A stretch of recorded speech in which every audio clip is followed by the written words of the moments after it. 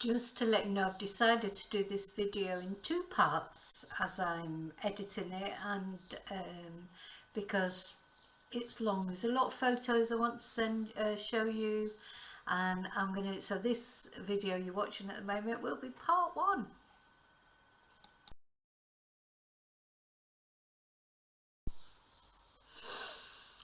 Hi, it's me, Vicky Marie, and thank you for watching. Thank you for being here with me, keeping me company.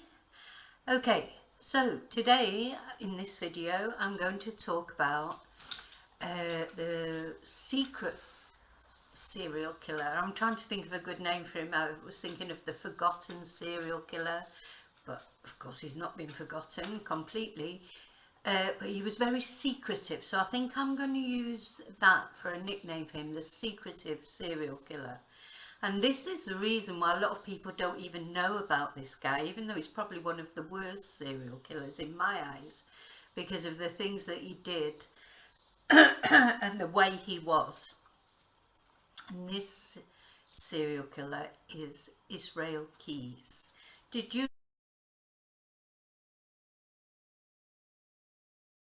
know about him? I mean, I talked about him along with the other 4 serial killers that I just highlighted in the live stream yesterday, and what I'm going to do now is this week, hopefully if I have time, do a video on each of those ones that I discussed yesterday. Now I may not have time to get them all out this week because they're all quite big stories. You know, I want to give you as much information as possible about them.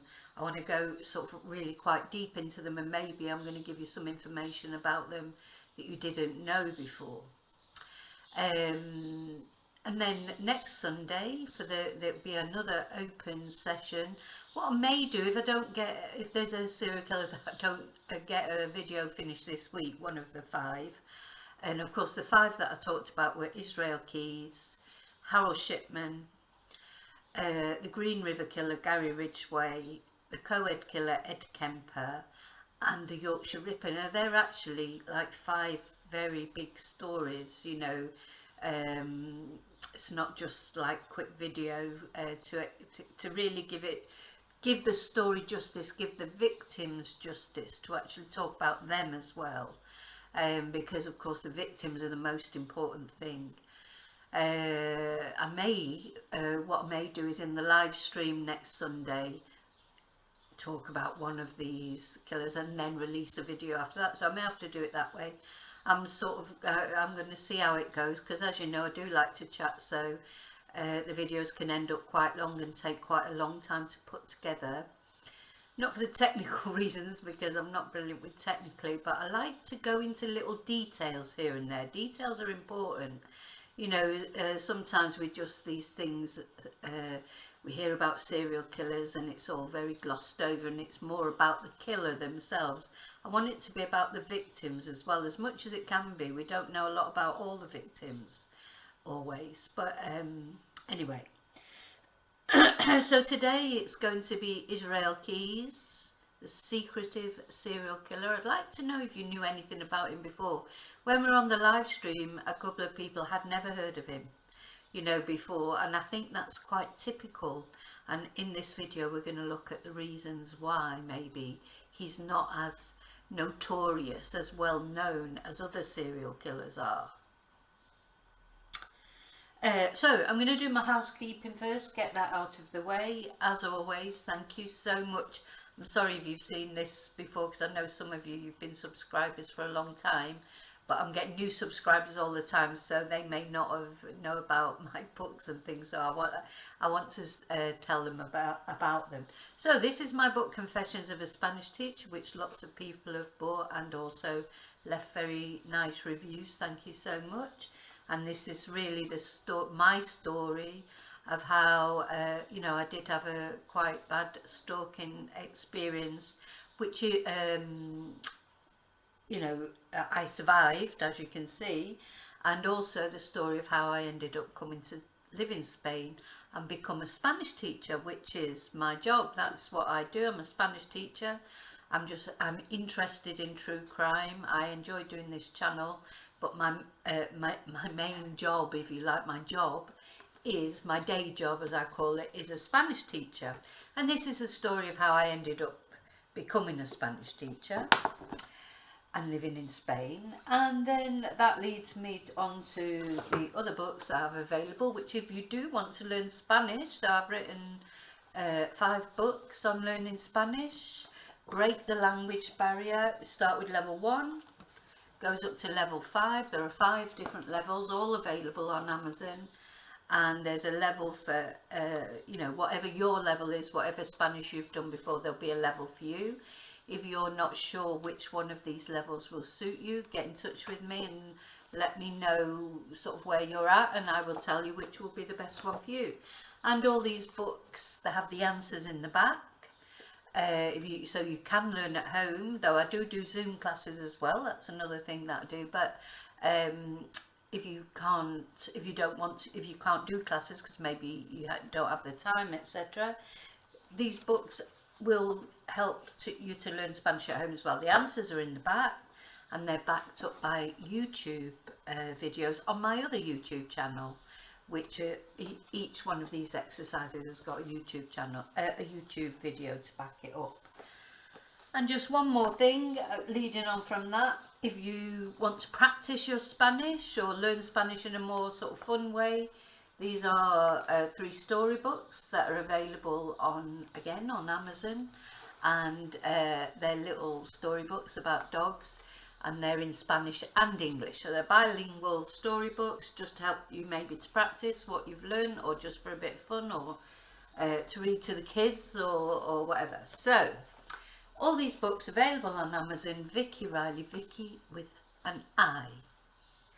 If you have any problems finding them, just let me know. Okay, oh, and the other things, sorry to go on about this, but I have to do this as part of it. You can buy me a coffee as well. There should be a link around somewhere. I thought there was another thing. But anyway, you can become a member. Oh, there is, when I'm doing live streams and things like that, I think there are super chats, but I don't know how you do that. And the other thing is, I do have a membership section of my channel. You don't have to become a member. You will still be able to see most of the content. But if you're a member, if you become a member, you get, on Fridays, I do a members only live stream every Friday about whatever's an important topic that I can think of that people will be interested in. And there's also normally there'll be a video around that topic that will be released to the members first, the members only first. It will be released to the subscribers after, but members get the early release of that video. And also, you know, there's a bit of extra content and a few more personal videos over on my membership channel for the members only. So, but whether you're a member, a subscriber, or even if you're just somebody who watches the videos and doesn't subscribe, presses like, you know, I appreciate everybody who enjoys watching my video, and it makes me feel good knowing that people are enjoying my content, which they seem to be.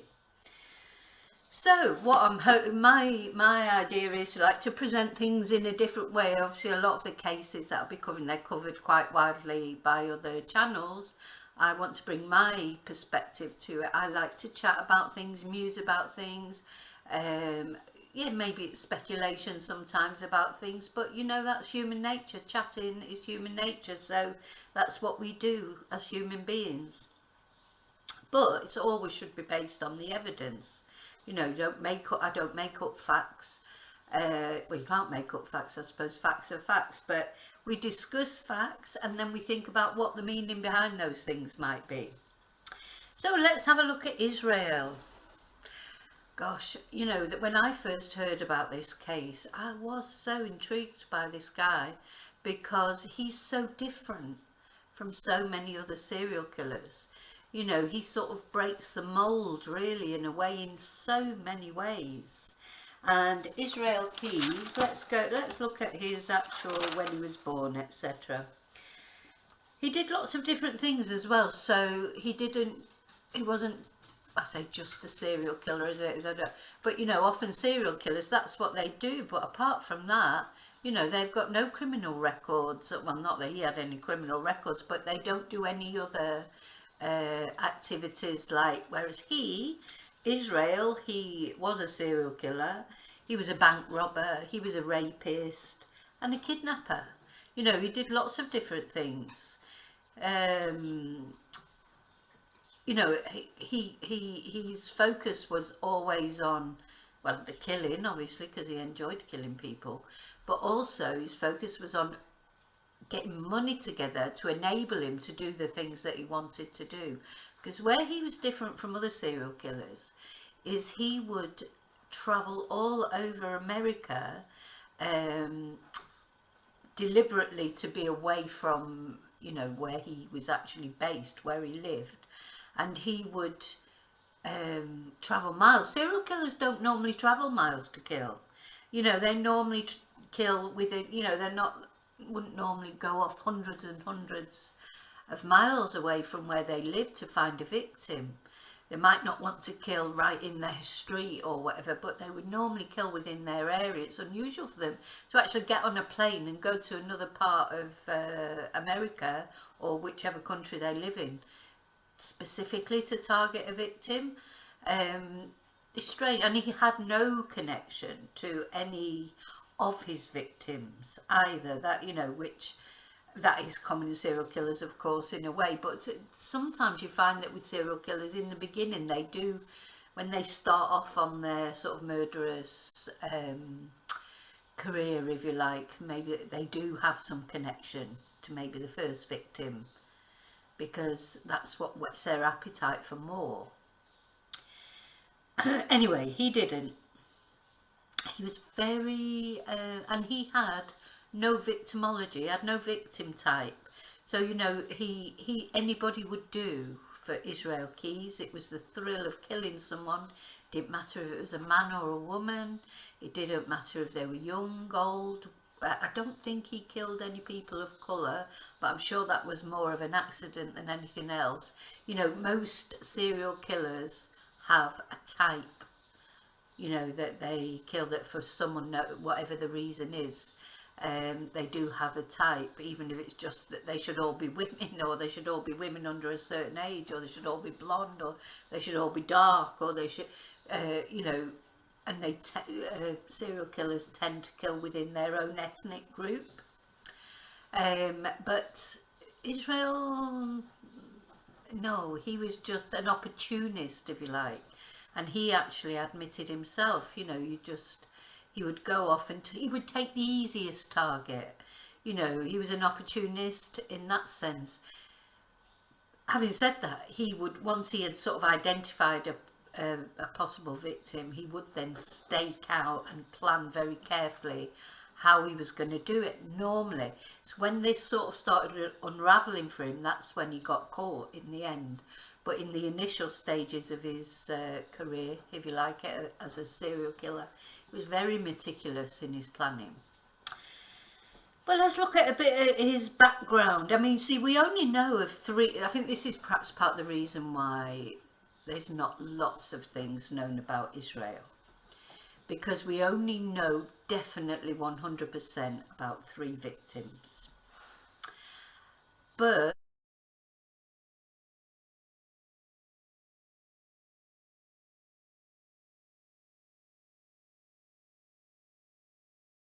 it's generally accepted that he had at least 11 victims in total. He hinted at it in his interrogations after he was caught, and he was drip feeding information to the police, because what he wanted was his daughter to be, he had a daughter who wanted to be a young daughter. He wanted her to be protected, so he was drip feeding information to the police, but unfortunately it only got to a certain point, so we don't know the full extent of all his victims, and maybe that's why as well. So he probably had at least 11, but only 3 that we know for sure that he actually confirmed that he had done. So he was born on January the 7th. So he was a Capricorn. I don't know if that's relevant, so maybe one day we should look at horoscopes. Is there you know, I don't know if you believe in horoscopes or not. I think there is something in it, but anyway, that's for another video. So he was born on January the 7th in 1978 in Richmond, Utah. Now, as you probably know, Utah is the home of, you know, is a big Mormon community there in Utah, and his family were part of this community, the Church of Latter-day Saints. But they were an extreme version, if you like. They were right-wing white supremacists, which, you know, they were part of it. What was this group called? 'Cause it just intrigues me. They identified with the Christian white supremacy group. I just don't see how you can have a Christian white supremacy group. You can have a supremacy group or a white supremacy group, but Christian and white supremacy just doesn't do it for me. You know, there's, you know, Christ did not believe in white supremacy. Christ himself was not white. If you believe in Jesus and he was a real person, you know, being born in Jerusalem, he was of an ethnic, you know, anyway. We won't go into that. I don't want to upset people, but to me it's true. You can't be a Christian and identify with white supremacy. Those two things just don't go together. But anyway, so they were very, very strict. He was the second child of 10. So maybe they didn't believe. I don't know much about the Church of the Latter-day Saints. Do they believe in birth control? Maybe not. Because to have had 10 children, I mean, that's quite unusual these days, isn't it? Well, I say these days, I mean, it still wasn't that long ago. You know, it was certainly after contraception was widely available to people, so maybe they didn't believe in contraception. And they were so extreme, they all lived in a small cabin, and the children were sort of put outside in a tent, really, most of the time, and they were left to live quite wild and even hunt for their own food.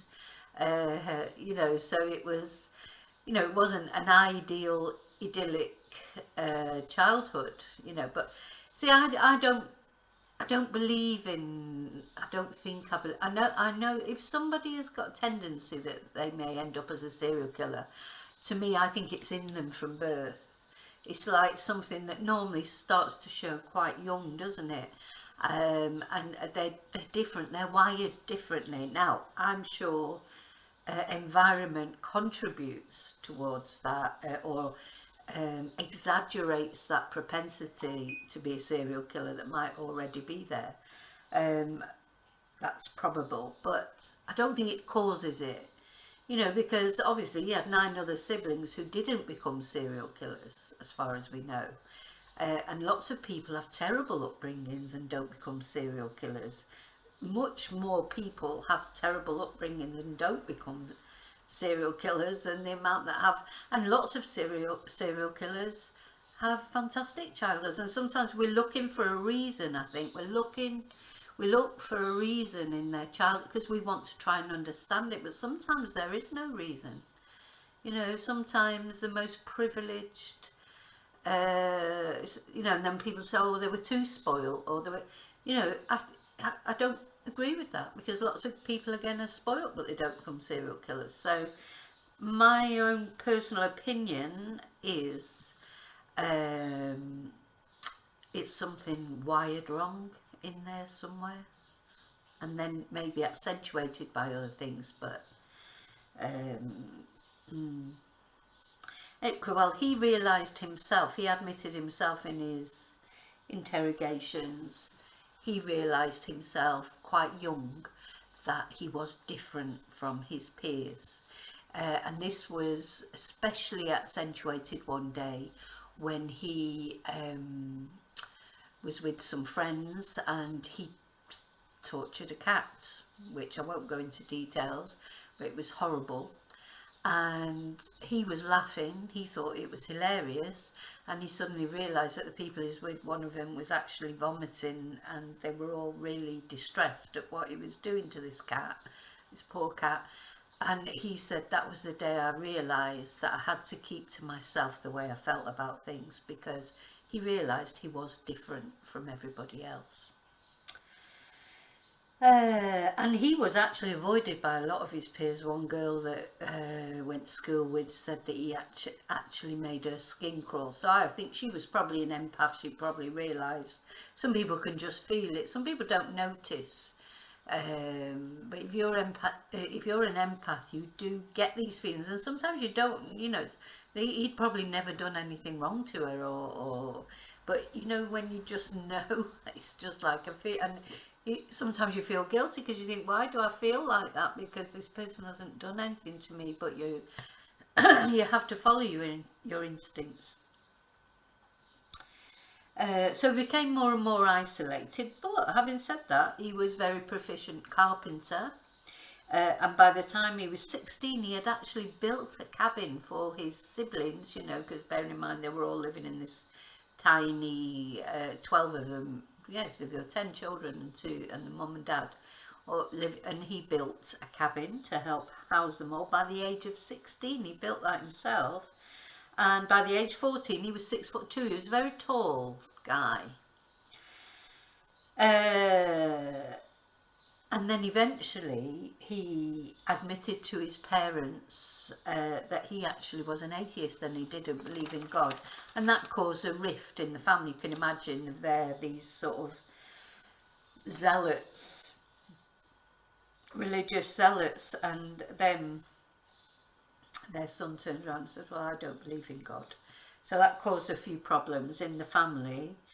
And then he became increasingly, apparently after that, became increasingly interested in witchcraft and sort of devil worship, etc. So he sort of went, you know, that's ironic really, because again, to me, if you believe in the devil, you have to believe in God. If you believe in God, you have to believe in the devil, because that's how it is, isn't it? You know, of course there's a devil. I mean, we call it a devil, that's just a name. There's a force for bad, if you like. There's a God, and again, that's just a name. You can call the God whatever name you want, but there's a higher spirit, a positive, beautiful spirit. In my eyes, I'm just telling you what I think here, and obviously you have your own views, and I'm just trying to explain how I feel about things. I don't believe in religion, but I believe in God. So anyway, so yeah, if you've got positive, you've got to have a negative.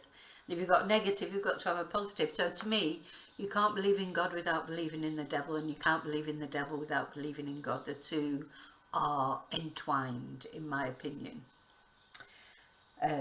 What do you think? What do you think? I mean, I don't want to get, you know, as I say, I don't believe in religion, but I know a lot of people are religious, and I really respect their views. And if people get whatever people get comfort from, and as long as it's not prejudice against anybody else, I mean, I wouldn't be, you know, I think white supremacy, Christian white supremacy group is just not on, is it? But obviously Christianity, Catholicism, all these, the religions, even though they're not for me, if people get comfort from it, and that, you know, and use it in a positive way, then that's great. Okay, let's go back to Israel. I'm sort of veering as usual on just, I get chatting and that's it, you go off on tangents, don't you? Anyway, so allegedly the first time he assaulted someone was a girl in the late 90s. But that, well, actually it wasn't his first assault, and I don't know if I'm allowed on YouTube to say the S word, his first S assault or not, but he that was the first time that he had used a knife in this, and he had planned to kill this girl. He stalked her beforehand. he assaulted her, and he was planning on killing her, but he didn't. So he was still just on the edge there of doing things, but he didn't follow it through to the actual killing stage. Then he joined the military, you know, so I think a person like Israel, the military would have looked quite attractive to him, wouldn't it? He was sort of, at that time when he was in his teens, he was a little bit lost, if you like, not sure which way to go with things, estranged from his family, and the military would have seemed like a good option. He's got these violent tendencies. So anyway, he joined the military, and he was in the military for a couple of years. He says he did not kill anyone while he was in the military, but he did admit to raping someone while he was in the military. I'd be very surprised if he didn't kill anybody during that time he was in the military, but you know, we'll never know because we only know what he told us. 2 rapes, in fact, while he was in the army. He confessed to 2 rapes that he'd done while he was in the army. So finally he was honourably discharged from the army. Oh, and a drinking problem started there when he was in the army. That's when his drinking really started to get out of control. So he liked to drink, let's say. Now, when he came out of the army, that's when his you know, I don't know, his vocation, if you like, or his career really took off. So he came out of the army, and where Israel was, he obviously must have been an intelligent man, but maybe not that intelligent, because in the end, you know, the way he got caught, it was ridiculous, really, like quite a lot of serial killers. I think I mentioned it in the live stream. They do this unraveling. You know, they start off very careful, and then as time gets on, they start to feel unstoppable, and that they're cleverer than the police, they're cleverer than everybody else. They've all done it, and they quite often, you know, they get caught by a stupid mistake that they've made.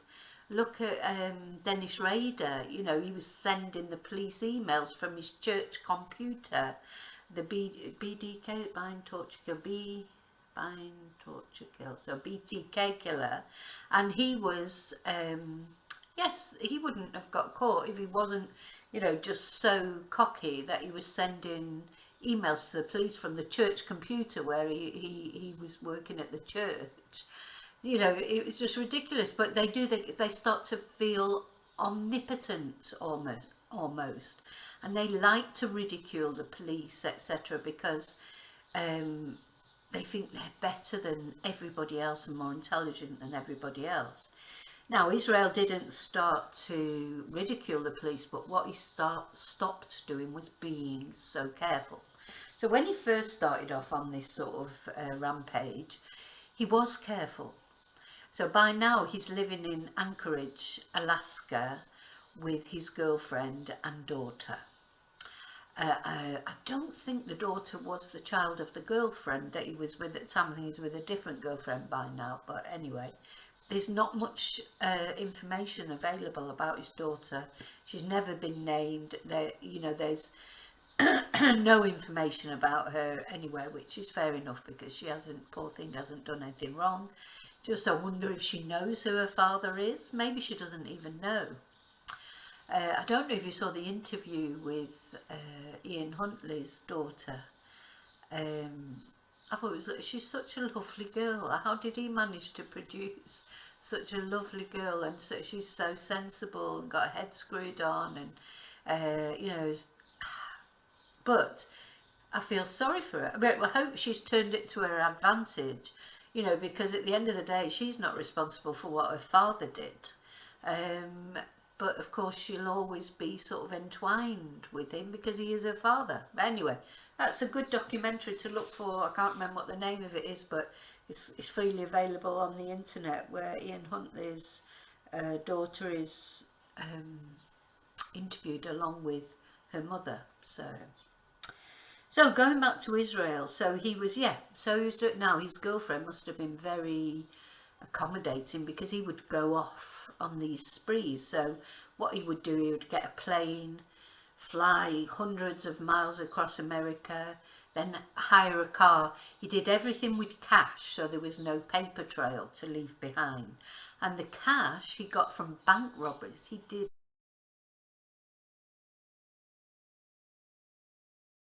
several bank robberies in disguise.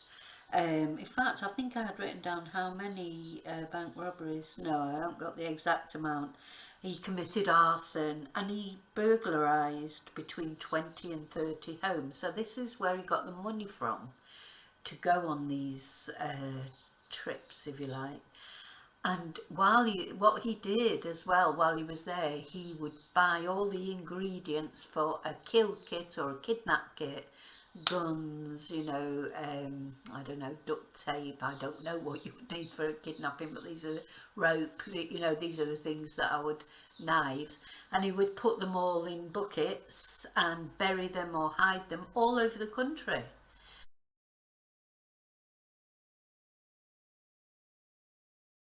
So somebody might come across one day and say, oh gosh, this is, you know, I'm sure that's what's happened sometimes. They have recovered some of them. He must have told them where they were, because you wouldn't know where they were. And these are things I suppose he'd learned in the military, you know, so all the skills he'd learnt in the military, he used, you know, to great effect. So he hid these kill kits all around the country, and then every now and again he would go off when you know, it came over him, because I believe with serial killers it's like it's something that's with them all the time, but then every now and again it just becomes too much and they have to do something, and then they get the cooling off period, you know, which is when he'd go back to just being you know, a loving partner and father, because apparently he was a brilliant father. He absolutely adored his daughter. This just, again, I don't know how these serial killers separate. You know, they can go out and kill someone else's daughter without even thinking about it, and they're just like collateral damage to them. You know, they don't. But his own daughter, he loved so much, and this is something you see quite typically with serial killers. They've often got families, and their children will say, oh God, they were a fantastic dad. Not always, sometimes they say, no, they were horrible, but quite often, you know, so that takes a lot of separation, doesn't it, of a lot of compartmentalization of your life to be able to do that. Maybe go out and kill a child and then come back to your own child and put them to bed and read them a bedside story. How do you separate that? Anyway, so yeah, and as I was saying earlier though, because he had no victim profile, he said later, he said that he never killed children or people who had children, but that, as we'll see later when I talk about some of the victims, that is not true. He said that, but the police were sceptical of it when he said it, and I don't, you know, it seems like it's likely that it was not true. Anyway, on these random sort of the murders we do know about, definitely two of those murders happened on one of these trips, and this was a couple in Essex, Vermont, which, as you know, I'm not very good on geography, but I think it's quite a long way from Alaska. You know, he travelled out for this murder. He came across them. Because what he did is he would go somewhere and he would look for a victim, but he didn't care if it was male, female, etc. He would base it was whether he could get at them, you know. So he would look for a property that was ideally ground level. No dogs. He specifically avoided, if he ever saw a dog at a property, that was it. He wouldn't even try that. So, you know, there were certain things. He wasn't looking for anything specific about his victim, but he was looking for something specific about the way he could get to them. In other words, easiness, really, I suppose. And he probably would have watched Bill and Lorraine maybe for a couple of days before he actually broke into their house. So Bill Bill Courier, he was 49 years old, and his wife Lorraine was 55.